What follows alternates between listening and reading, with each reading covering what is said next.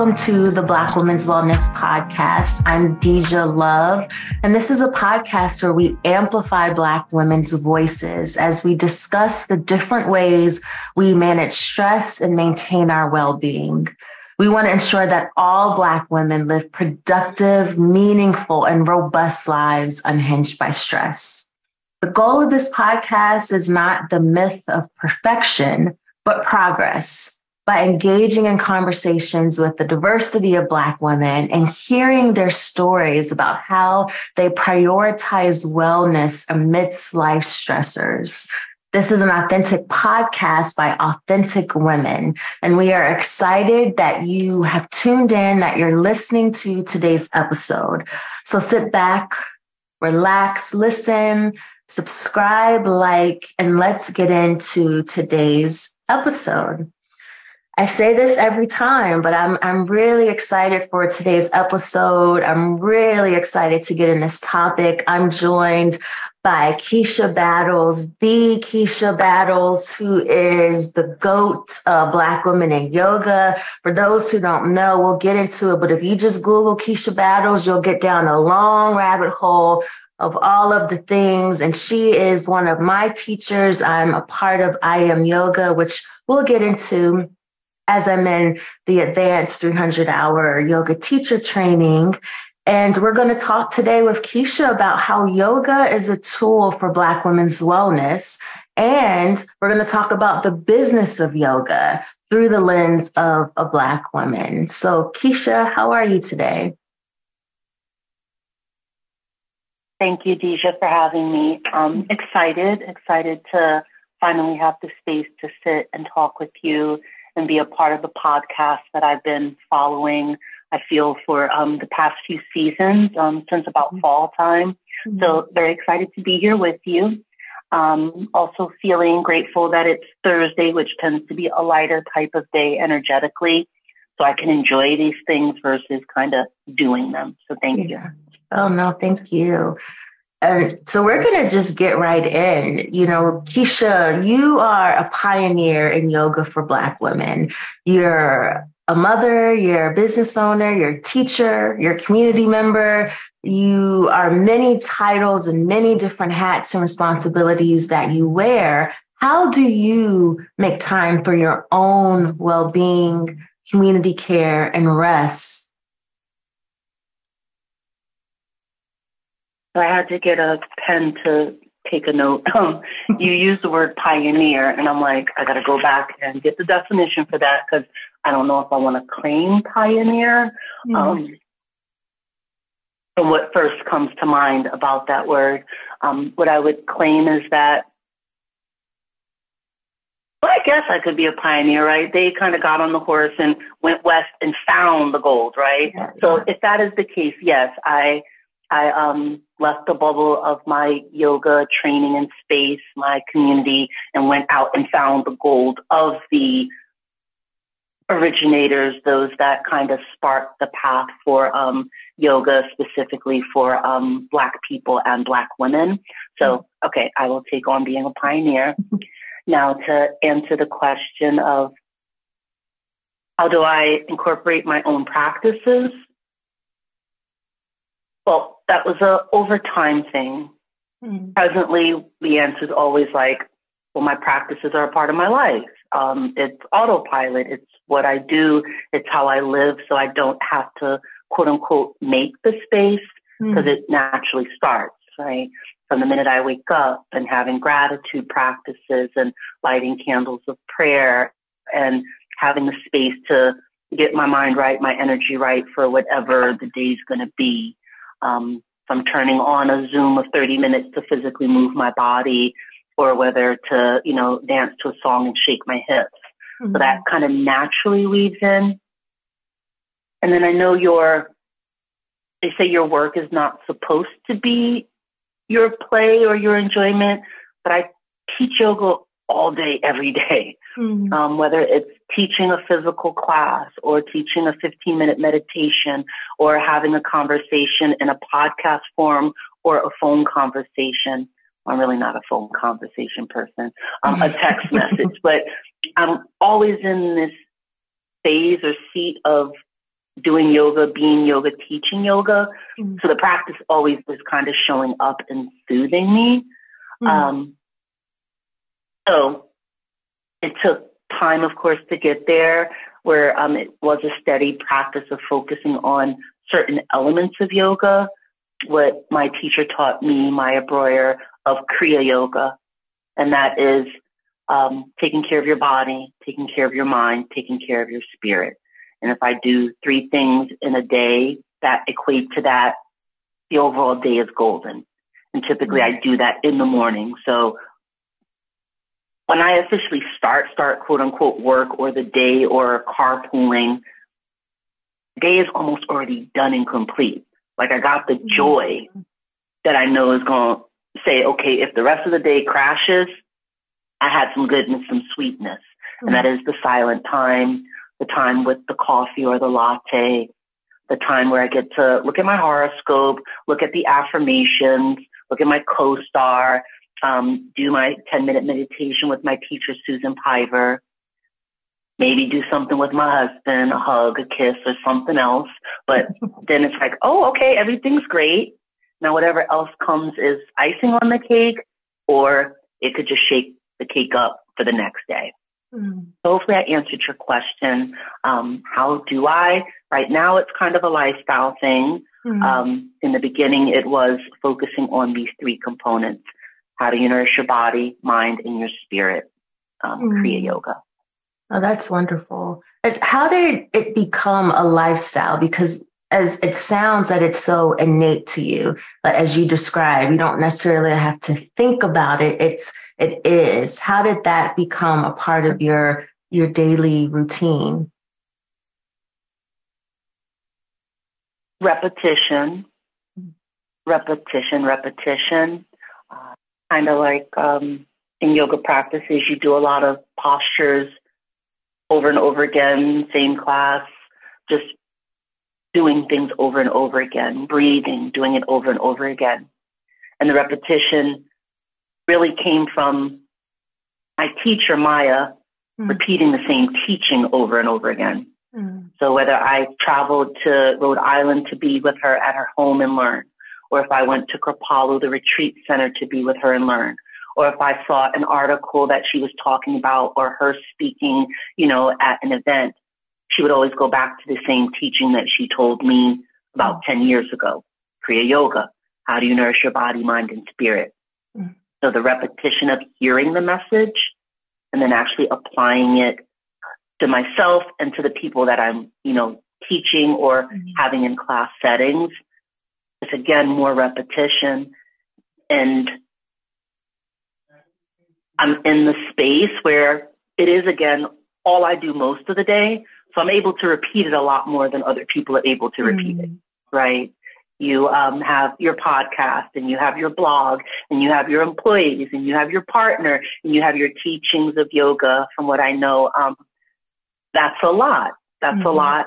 Of course, you can apply the teachings. You can repeat it, but you might not have 100 times in your day to repeat it, where I have 100 times in my day to repeat it. Right. So that's how it became kind of the lifestyle.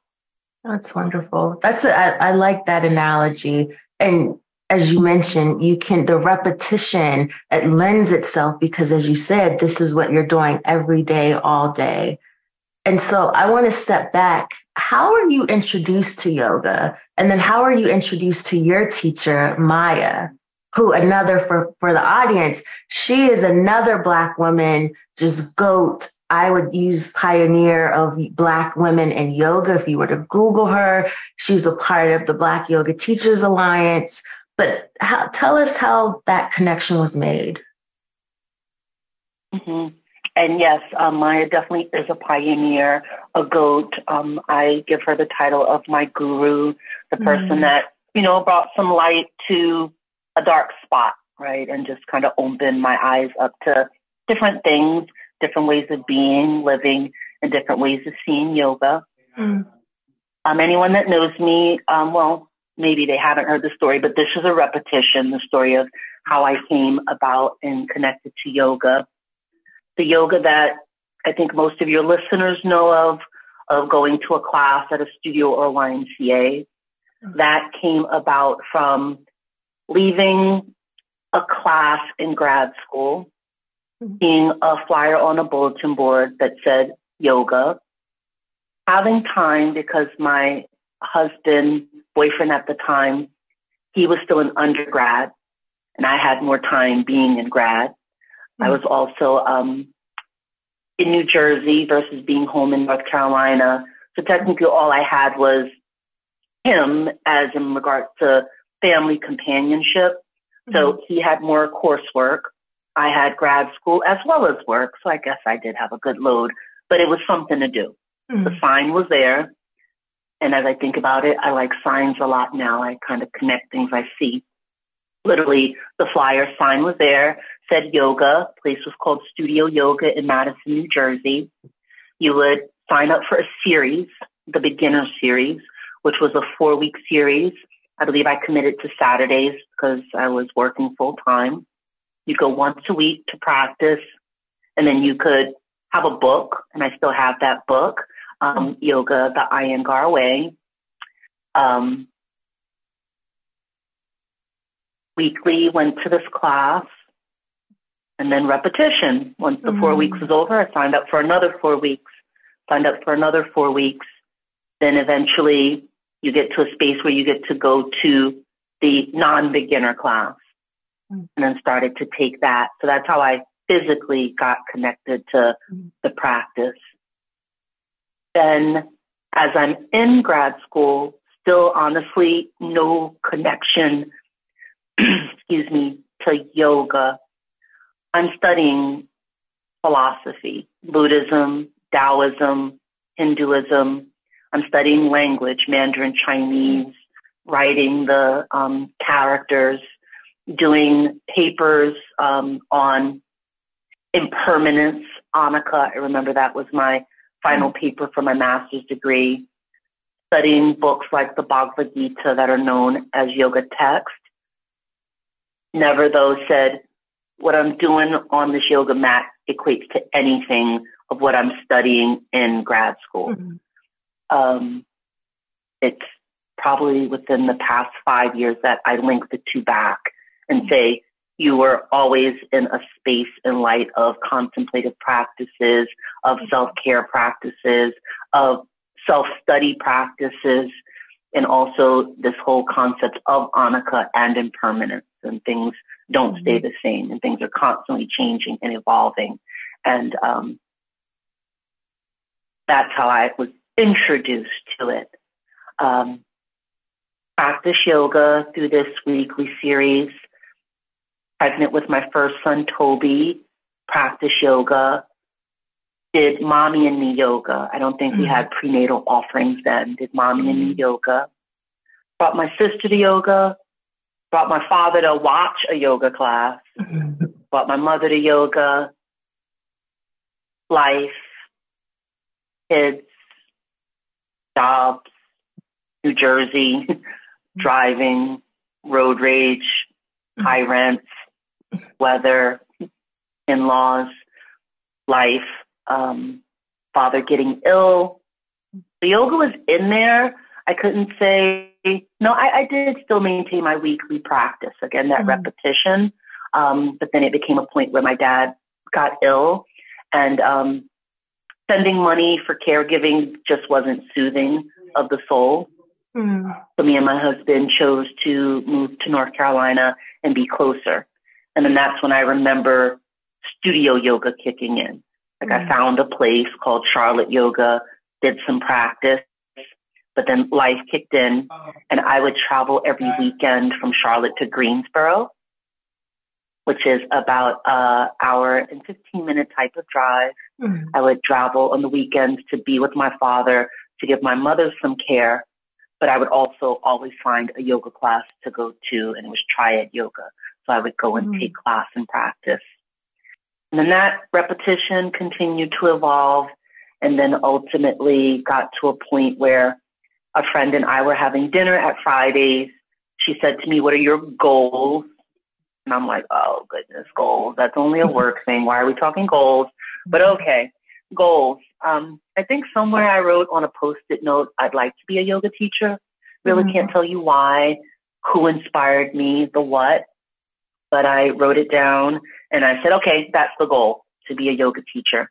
And then from there, she was firecracker. Do it now. Why wait? Sign up. And I'm like, oh, let me research. Nope, do it now. Sign up. Teach now. Oh, no, I'm not a teacher yet. No, go, go, go. And as I say that, her name's Harriet Johnson. I think that's actually evolved into my teaching style now and my connection now with people of, you got this. You can do it. Why are we waiting? Go, go. You got the tools. Everything's in front of you. You're an educated person. You know what you're doing. You're a street person. You know what you're doing. Go, go, go. Do, do, do. So that's how I came to yoga. Short story, academically, then personal practice, and then now teaching type of practice. And throughout that journey, how did you connect with Maya? Because you had Harriet, who was, why are you waiting? Who was really challenging you. But then how was Maya's connection fostered? Thank you for bringing me back to that. Maya connection came in my teacher training program. The training program that I did research and find that I chose to join was called Subtle Yoga and Personal Transformation with Christine Covery. She goes by Christine Covery Weber now, based out of Asheville. And I was in the teacher training. There were 13 women. And of the 13 women, there were 2 women of color. And one day, it might have been a couple of months into it. Hold on one second.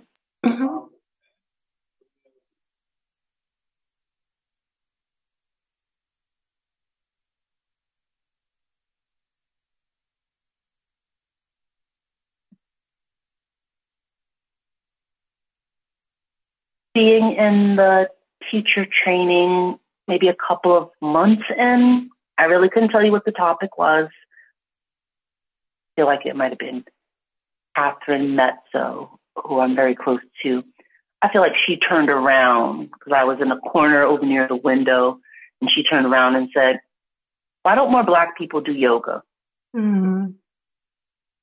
My head turned, and I think I clutched my pearls, and I was like, what's she talking about? What's she talking about? What's she talking about? I do yoga. What's she talking about? And I looked around, and I was like, oh, you are the only one. But these are really, like, present day, I get so many people that are like, so grateful to find the Black Yoga Teacher Alliance and you and Maya and other Black yogis. It's always me, the only one, the only one. I guess you could say I had my eyes closed, my film closed, but I didn't see it when I went to yoga. I did not go into a space and say, oh, I'm the only one. Oh, maybe that's a microaggression. Oh, I'm not supposed to be here. I never crossed my mind, never had that feeling until that day in the training when she turned around and said, why don't more Black people do yoga? And I was like, hold up, wait a minute. And now I'm going to prove this wrong, is what I said in my head. And part of this teacher training program, we had to do a project, a paper. And why I selected the training program was because of this project paper. All the other teacher training programs I had looked at in the area required you to do a final physical teaching. None of them said anything about a paper.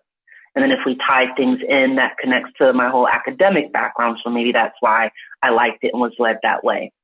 So I chose to write my paper on and do my research on yoga in the African American community. And I started to research with the information we had on the internet then, because that was about 12 years ago. And when I Googled, the first name that came up was Maya's.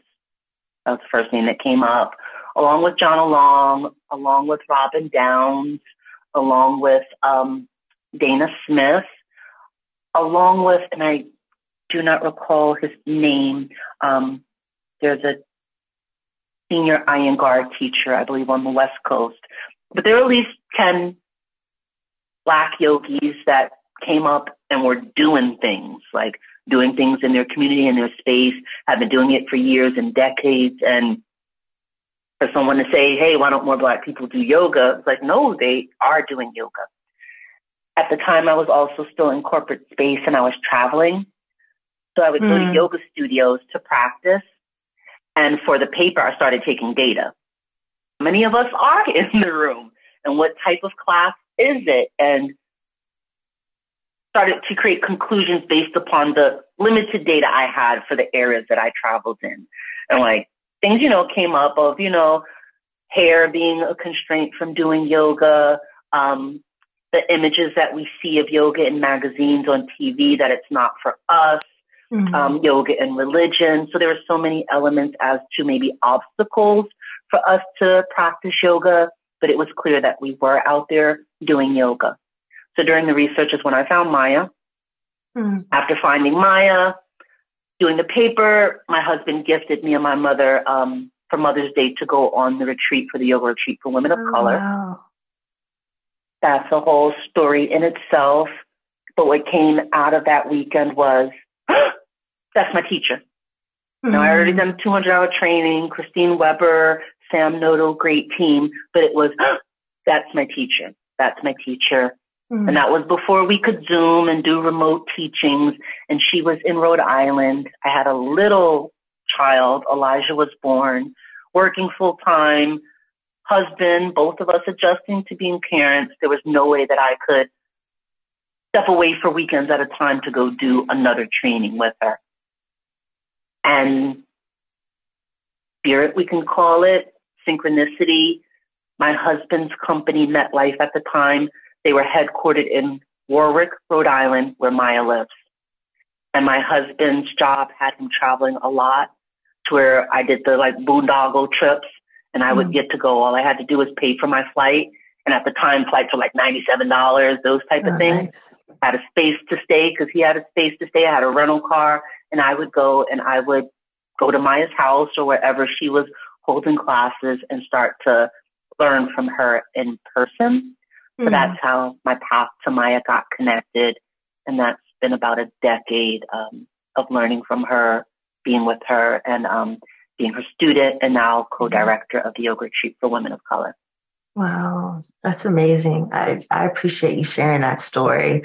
And I want to, because you mentioned something, Kiesha, you said, what our listeners know of yoga, being in a studio, in a space, and as you and I both know, there are many yogas, there's many approaches.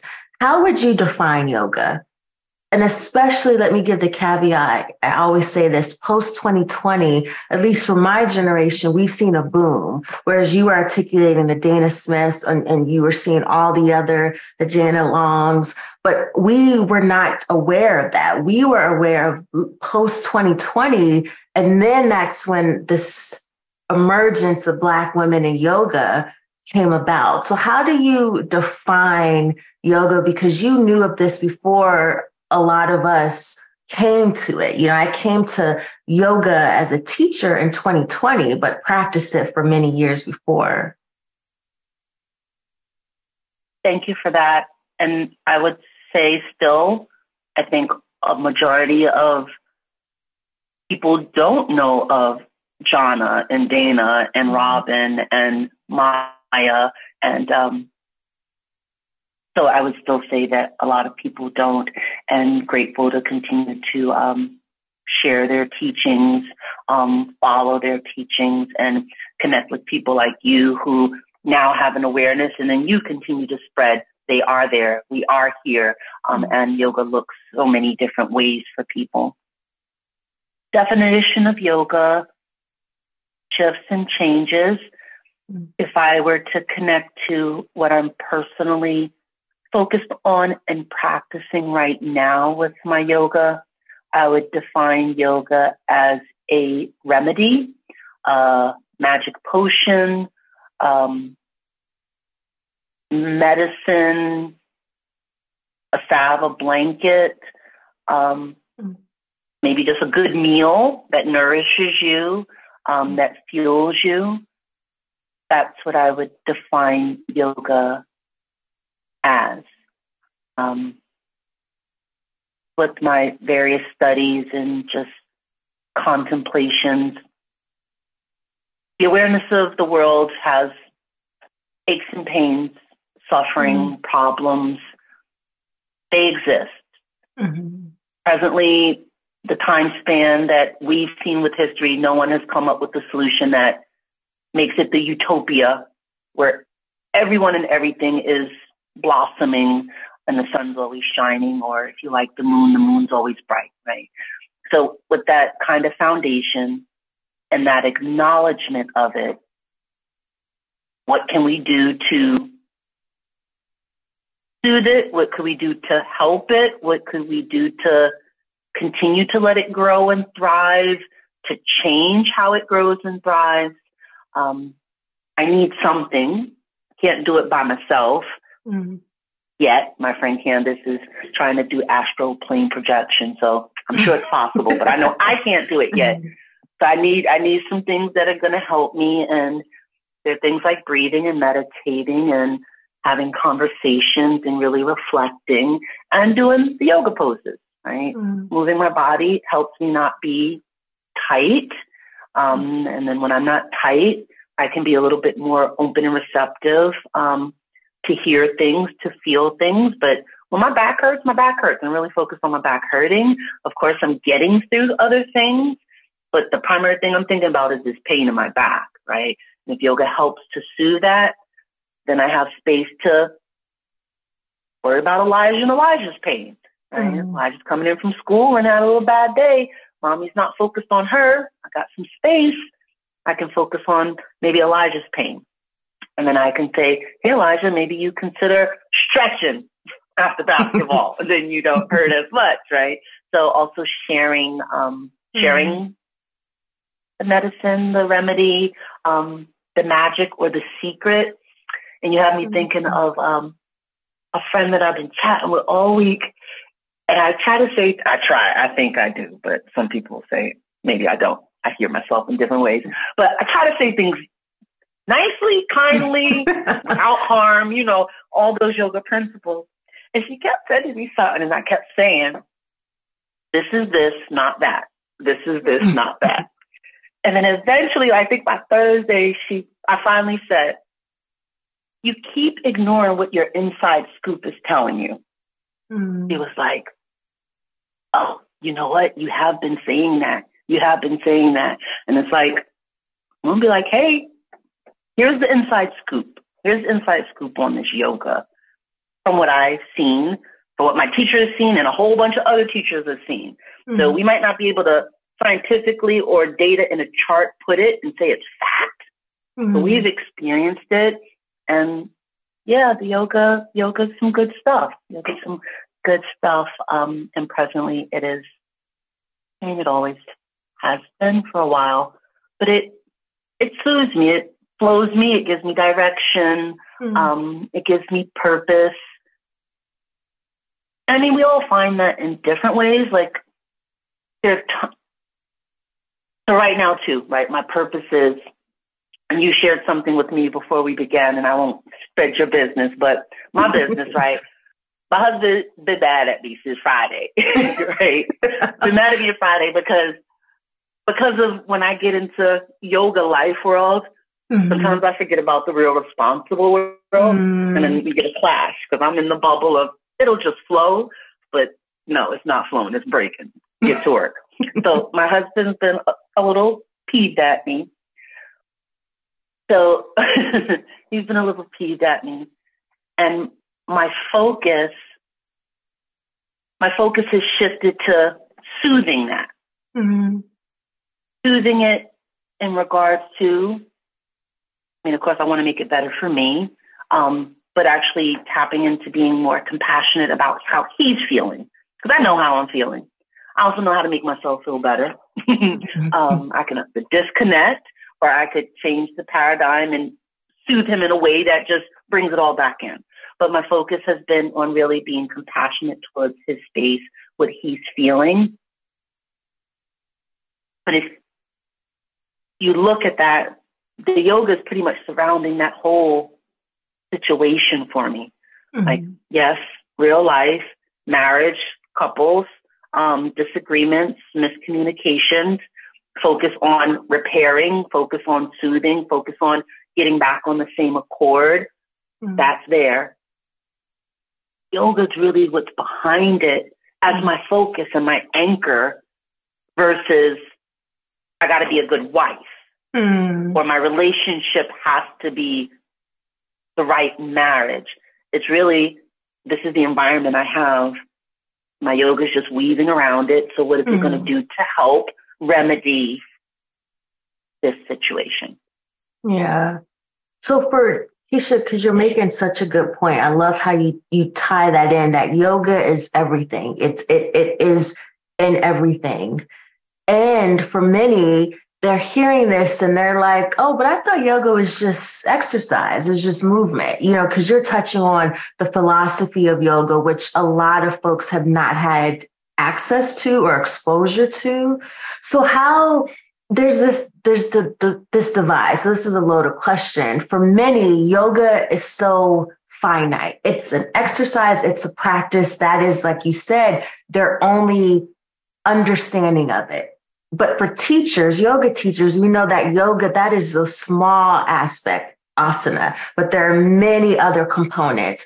How could you break that down in a digestible way? Because what you just mentioned is the lifestyle, the philosophy, the holistic lens of yoga, which people hearing, they're going to say, what? So yoga is more than this?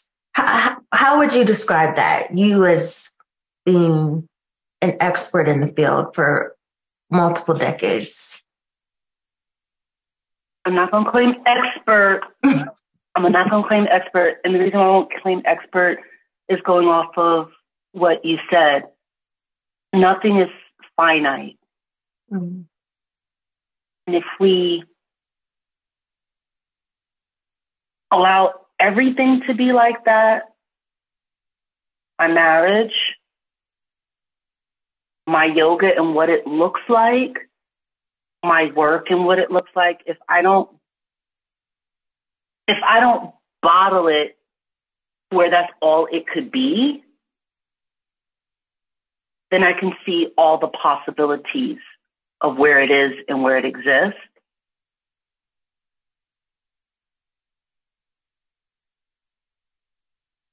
What I digest from Western yoga, Kiesha's yoga, Black woman, United States, North Carolina, how I got to yoga. If the sign at school said, circle time, sit and talk about life and philosophy, I probably would have passed. I would have been like, circle up with a bunch of people? No. Philosophy, I'm paying over $20,000 for this semester. I don't need to sit and talk with people. But what called me was these pictures of moving the body, something quote unquote to do. So the physical part is helpful to draw people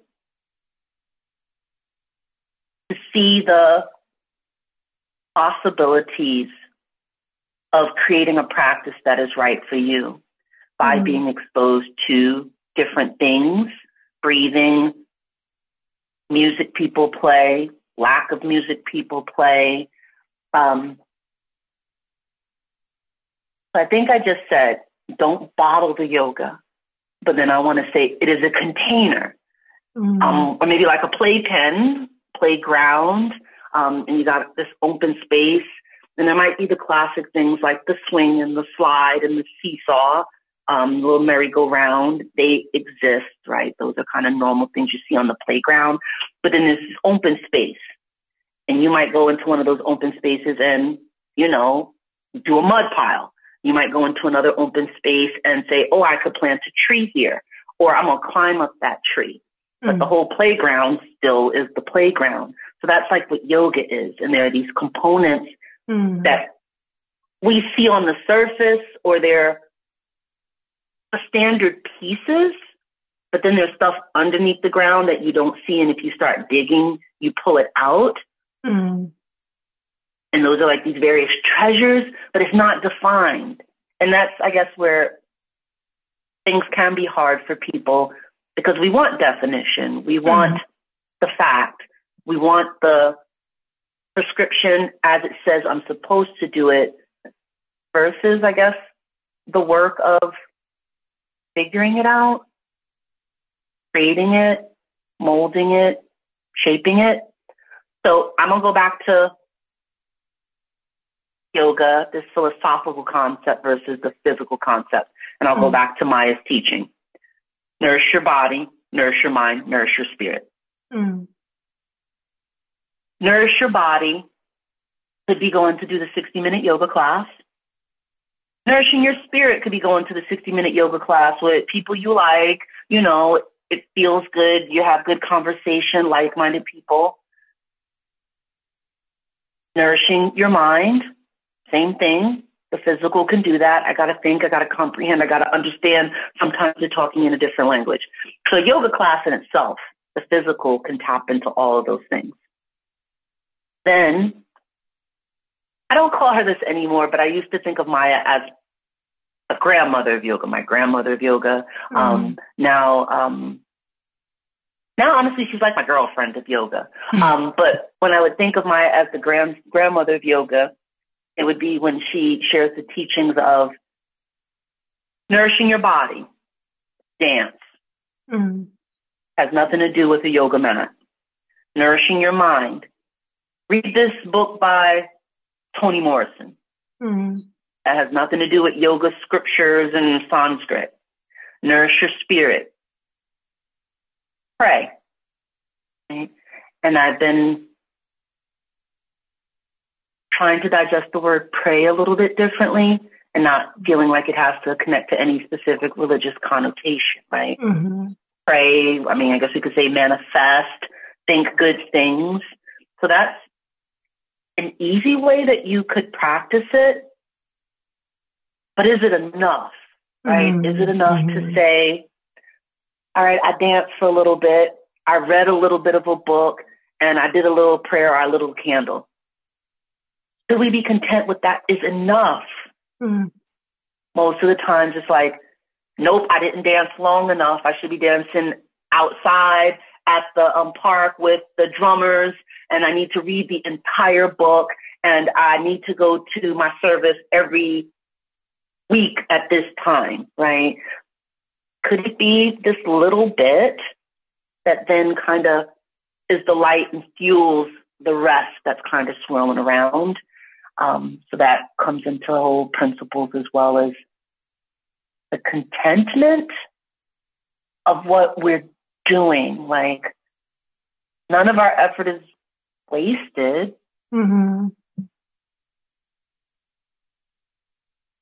Yes. I don't know if I answered your question on that, but.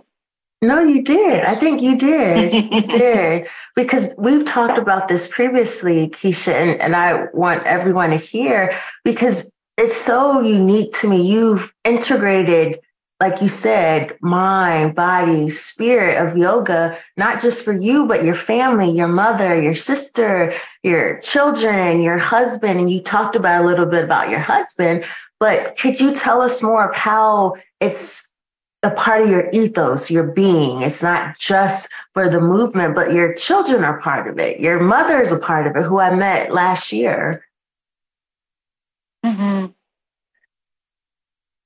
What I think about that makes me like anyone else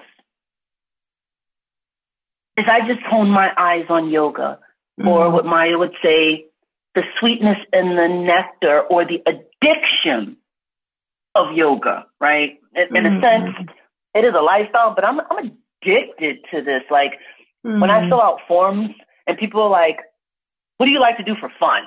And I'm like, dang it, I don't want to read a yoga book or go to a yoga festival, but to me, that shit is fun. But I know too much of one thing can create an out of balance.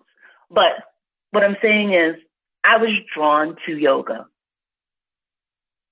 Just like someone might choose to hone their eyes on eating healthy, right? And they choose to go to the community garden or to grow a garden.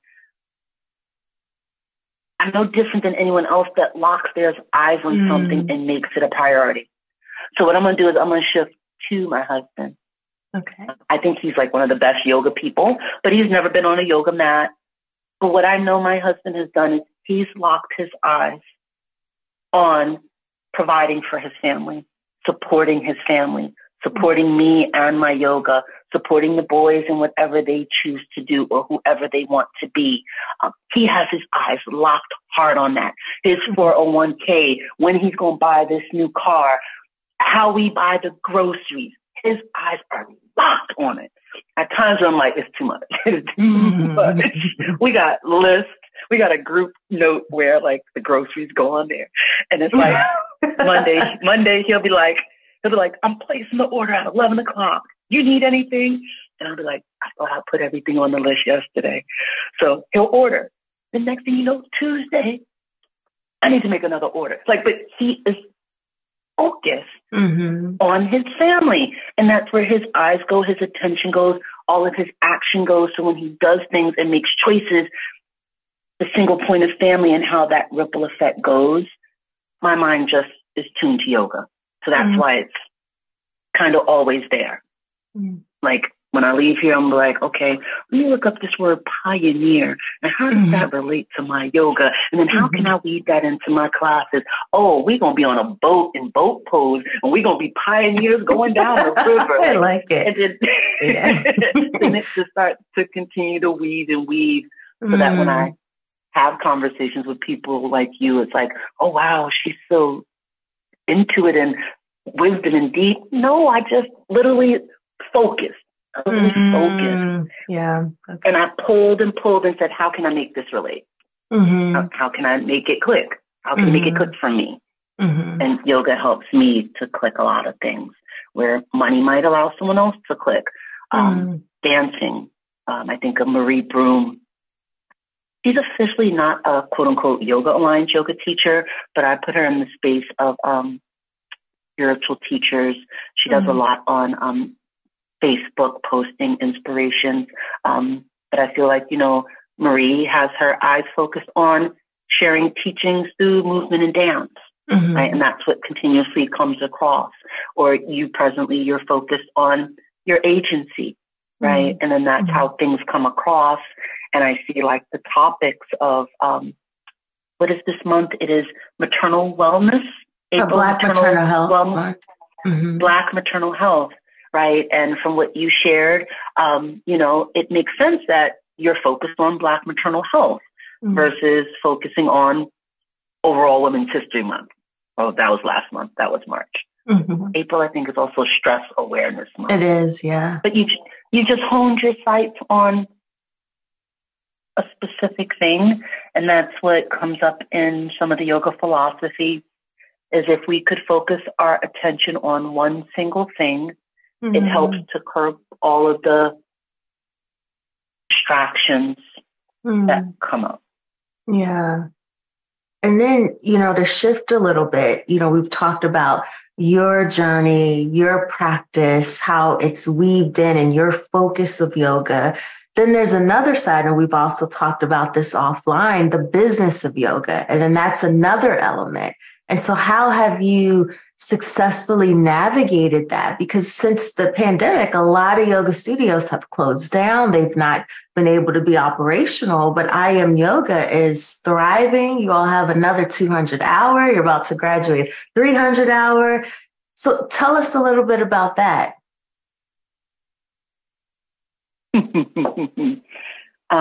Thank you.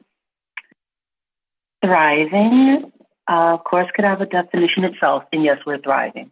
We're thriving in regards to programs and people that are coming into our programs and people like you that are in our program with your agency and podcast. And we have Phyllis, who has her book, We Got Soul, We Can Heal.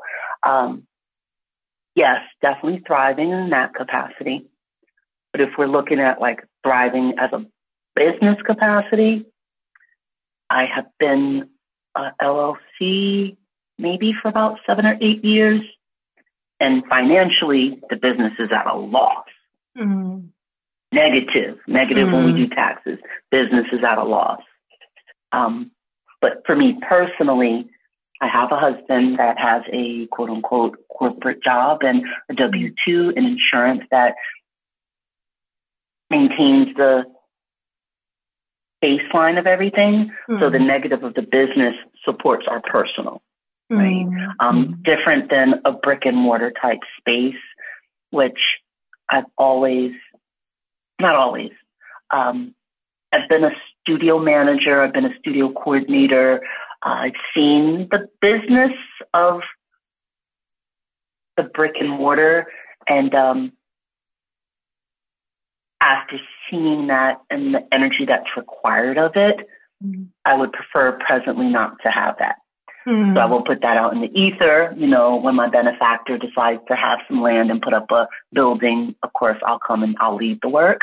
But no, I don't want to mow the land or pay the taxes on the land or pay the employees and things of that. So I guess what I would say thriving wise with business is connecting, networking, seeing people, plugging in people, and not, again, seeing how things can fit or not fit. And examples I'll give would be, Kiesha, we'd love for you to teach here. Calendar? I could force it to make it work. I could give up something. No, not happening. But you know what? Who in that Rolodex of I Am Yoga, of Black Yoga Teacher Alliance, who could it fit? And then it'll be, oh, Deja, you the one. Hey, this is going on. You available? You interested? Yes or no? If no, we'll go find the next person. If yes, here you are. And now this is the opportunity that you're out in the world, kind of keeping things flourishing and thriving. And as I talk it out, I think that's the energy that has made I Am Yoga thriving, is people that are a part of my community. It's a community thriving. It's not just Kiesha Battles, even though the website's presently KieshaBattles.com. We're shifting that. But it's not just me, to where I could easily say no, close the book, and go about my business. But I don't. I say, nope, I'm going to find the right person for this so that the energy can just continue and more and more people can get access to the goodness. Yeah. So that's what's thriving. The people that are in our programs, on what they're doing out in the world, the opportunities that come to them through I Am Yoga, and a conference, finding us on the website, reaching out to me. Nope, can't do it, but here's an awesome teacher that can. And then it's even better than if I were a part of it, because that person has the space or the expertise to build whatever event or community is going on. Right. I appreciate you sharing that really vulnerably and transparently. And how do you make peace with that? Because from the business side, you know, there's a lot of business owners that are so focused on bottom line revenue generation, and that is the focus. Whereas I love that you shifted it. Your focus is not fiscal thriving per se, if we were to say it that, but really the energetic thriving of building the capacity of your community and other Black women yoga teachers connected, and that fuels the business. Yes. Similar to how I have the time and space to do yoga all the time. I do have a backstory where I left corporate America. And at one point I used to say I was like part-time housewife, part-time yoga teacher.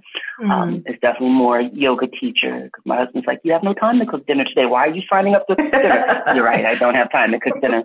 But it goes back to that, like, Maya will always say to people, don't quit your job to become a yoga teacher unless you have a plan. I didn't think I had a plan, didn't plan to be a yoga teacher. But again, I have a husband that's able to keep the roof over our head and keep us happy. So if I were not to teach, I could still live a content life. I think it's kind of that calling to do work, to volunteer, to serve, which is my sankalpa. Sankalpa is a Sanskrit term. It's the promise, like a promise that I have to myself, to the world, to life, to serve. So I serve through yoga. And my husband,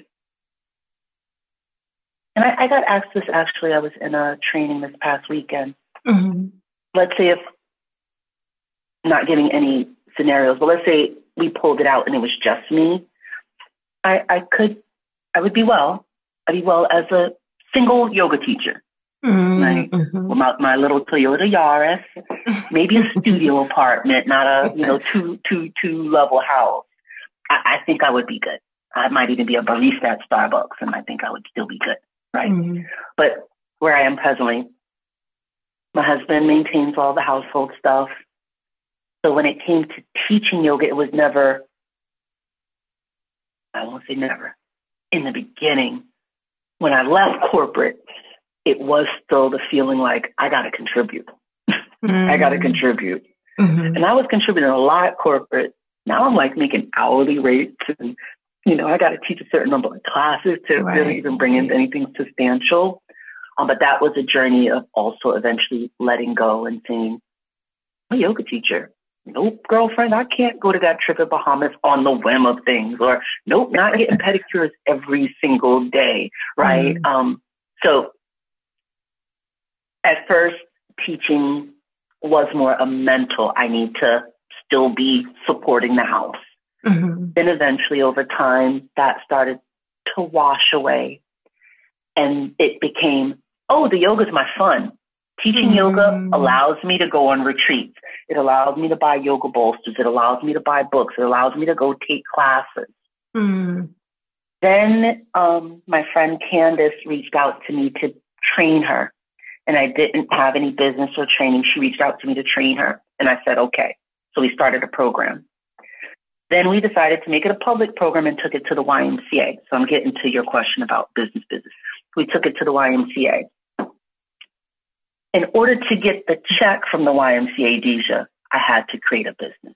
The YMCA wouldn't pay me as Kiesha Battles because I was already an employee. So I had to establish a business to get a check from the YMCA. So that's how the quote unquote business aspect of things kicked in. And then when I started doing the teacher trainings, it became, well, if household is already maintained with husband's job, and then my teachings fuels me in my personal fund, this money that's coming through teacher training programs, that's just icing on the cake. It's not even needed, to where for a long time it was a phase of pay me whenever, pay me whenever, no worries, don't need it, pay me whenever, versus where business has kind of shifted because things have grown and still wanting to support the community that's with me. It is now things of, you got to go through the website. You got to make a payment plan. You got to, actually do some work to merge the yoga bubble with the reality bubble. So that's why it seems like service community is the financial wealth as opposed to the income stream coming in or the numbers coming in to fuel us in that magnitude. Yeah. Because let's just say there was a shift and my husband was not here for whatever type of reasons. And I wanted to maintain what I have for me and my boys. Right? Then the game could shift and my mind could shift and my focus would shift to certain things to bring in more revenue. And of course, that's going to shift my ability to be communal. Doesn't mean it changes it, but it would shift it in a way. And I will just share, I guess, and with that, it has kind of shifted to where our current 200-hour teacher training program, I'm not leading it. It's my partner, Candace, and another graduate of our program, Andrea Cole, is leading it. So there is a shift where they're running this program and creating a new community, but similar to how I pay homage to Maya, they're always saying, well, here's Kiesha.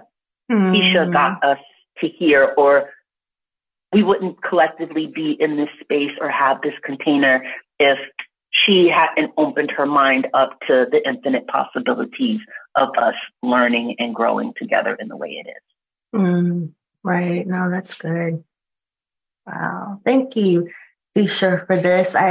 As we close, what are your last words of wisdom or insight around, as we talked about how yoga has been a tool for you in your journey in wellness? We talked about the business of yoga and how expansive yoga is. What are your last words that you want to share with our audience and listeners?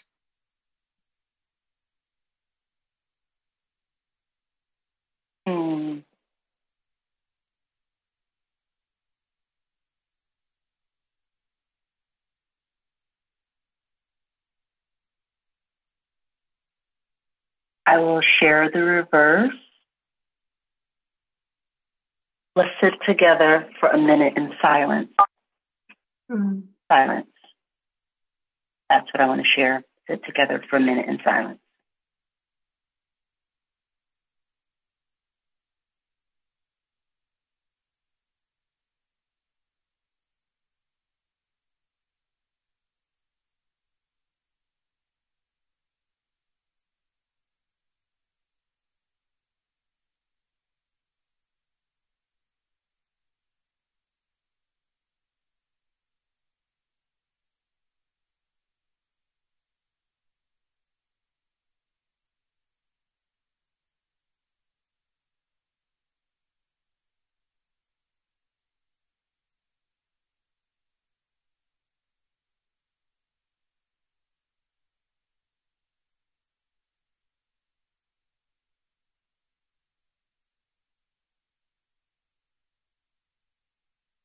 Now, quote Dr. Gail Parker, "Silence has a sound of its own. Try to listen for it. And stillness is another form of action. Try to revel in it. There's a time for doing, as well as a time for being. Not an either-or proposition."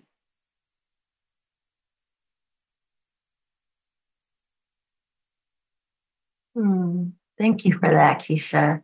Thank you. I appreciate that. And thank you for being here on this episode. And we appreciate you. And thank you all for listening to today's episode of the Black Women's Wellness Podcast. Continue to listen to our upcoming bi-weekly episodes. Subscribe, like, follow, and connect with us on our website, the BWWA.com. We are always engaging with our audience, so feel free to connect with us on IG. Share what resonates for you with this episode with Kiesha. We'd love to hear what really is a lasting impact of what we've talked about. And until next time, stay well and remember, our wellness is infinite. Take care. Thank you all.